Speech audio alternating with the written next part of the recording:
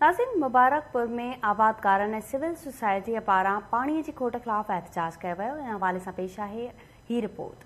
जी नाज़रीन, असीं in time ठुल जकमबा रोड जे मेन रोड जे मुबारक प्रेस क्लब ॿाहिरां बीठा आहियूं, जिते ज़मींदार आबादकार समाजी अॻवान पाणी खोट ख़िलाफ़ एहतजाजी मुज़ाहिरो कराइण अचो त उन्हनि सां ॻाल्हि ॿोल कयूं। हू छा चई रहिया आहिनि? हुकूमत तरफ़ां हथरादू जेकी आहे खोट कई वई आहे। पाणी न हुजण ते असांजी जेकी ज़मीन आहिनि उहो बंजर थी थियूं ऐं पाणी न हुजण ते जेको आहे चौपायो माल हुजे, जानवर हुजनि या इंसान हुजनि, उहो इंतिहाई उन्हनि खे तकलीफ़ अचे थी। सिंध जेका पंहिंजो हिकु सिंधु नदी जी मालिक आहे।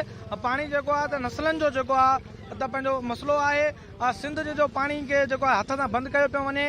पंजाब में जेको आहे त नाजाइज़ जेके आहिनि गैर कानूनी डैम ॾे करे सिंध खे सुकायो पियो वञे।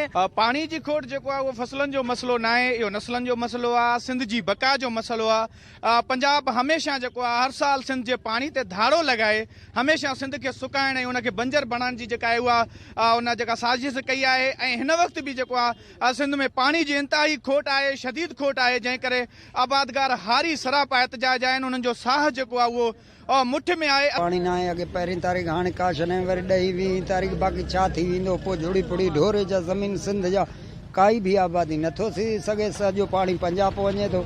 जेके लुटाईंदड़ अचनि था ओॾे हर को ॾिए थो, सिंध उहा ई रड़े थी पई।